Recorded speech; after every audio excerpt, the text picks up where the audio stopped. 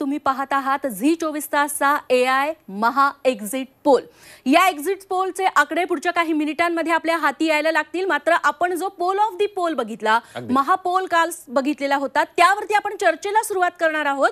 सुरुवातीला दैनिक सकाळच्या सहयोगी संपादक मृणालिनी नानिवडे मॅम यांच्याकडे मला जायचंय। मृणालिनी मॅम, कालचा जो एक्झिट पोल आला, आपल्या सोबत गेस्ट पण आहेत आणि आपली झिनिया सुद्धा आहे, जी AI अँकर आहे आपली, तिच्याशी आपण सुद्धा चर्चा करणार आहोत। सुरू करूया।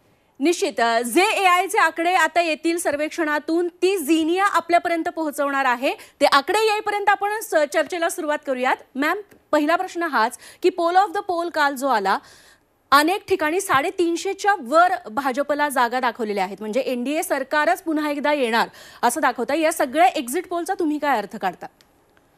गेल्या काही दिवसांपासून खरं तर मोदींना सलग तिसऱ्यांदा भारत संधी देईल का यावरच सर्व चर्चांचा प्रकाशझोत असायचा। भारतात आत्तापर्यंत सलग तिसऱ्यांदा पंतप्रधान होण्याचं भाग्य केवळ पंडित जवाहरलाल नेहरू यांच्या नशिबी लिहिलेलं होतं। मोदी ही बरोबरी करणार का हा प्रश्न होता, आणि याबाबत मोदी जसं ध्रुवीकरण करतात तसं जे काय अभ्यासक आहेत राज्यशास्त्राचे, निवडणूक तंत्राचे आणि पत्रकार यांच्यामध्ये मोठ्या प्रमाणात दुफळी माजली होती।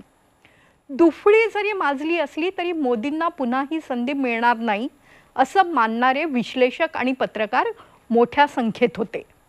कालचे आपण जर महापोल लक्षात घेतले आणि पोल ऑफ द पोल्स लक्षात घेतले तर असं दिसतंय की देश पुन्हा एकदा मोदींना सलग तिसऱ्यांदा पंतप्रधान करतोय। एक्झिट पोल म्हणजे निकाल नव्हेत, त्यात बरेचदा बदल घडू शकतात, पण एक या सगळ्या घडामोडींची प्रेक्षक म्हणून, मी अभ्यासक हा शब्द वापरत नाही, प्रेक्षक म्हणून मोदींना नाकारून इंडिया आघाडीला मत कशासाठी द्यायचं हा नागरिकांच्या मनात प्रश्न असावा। मोदी घटना बदलणार, मोदी ध्यानाला का बसतात, मोदी ध्यानाला बसतात तेव्हा कॅमेरे का घेऊन जातात, हे सगळे प्रश्न विरोधी पक्षांनी समोर आणले।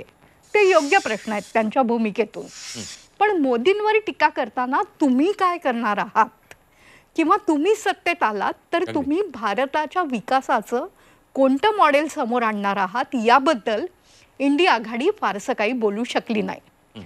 खरं तर तिसऱ्यांदा मतदानाला सामोरं जाताना भारतासमोरचं सर्वात मोठं आव्हान आहे ते आहे रोजगार विरहित विकासाचं। विकास होतोय, GDP वाढतोय, GST कलेक्शन मोठ्या प्रमाणात वाढतंय, पण ते नोकऱ्यांमध्ये बदलू शकतंय का हा खूप मोठा प्रश्न आहे। तो हाताशी धरून आम्ही जे काय नोकरी देण्याचा प्रयत्न करू तसं काँग्रेसनी न्यायपत्रात सांगितलं, पण तो मुद्दाच ते लोकांपर्यंत नीट पोहोचवू शकले नाहीत असं प्रेक्षक म्हणून माझं मत आहे।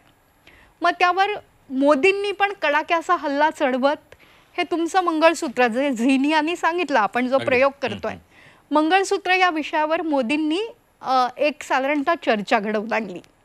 मोदींनी इनहेरिटन्सचा टॅक्स कसा असेल याच्यावर चर्चा घडवून आणली। दुर्दैवानी किंवा योगायोगानी असेल, या इनहेरिटन्स टॅक्सवर राष्ट्रवादी काँग्रेस शरद पवार गटाचं मत काय आहे, उद्धव ठाकरेंचं मत काय आहे असे प्रश्नच विचारले गेले नाहीत। त्यामुळे कुठेतरी मोदी पुन्हा एकदा त्यांच्या अश्वमेधाकडे घोडदौड करतायत।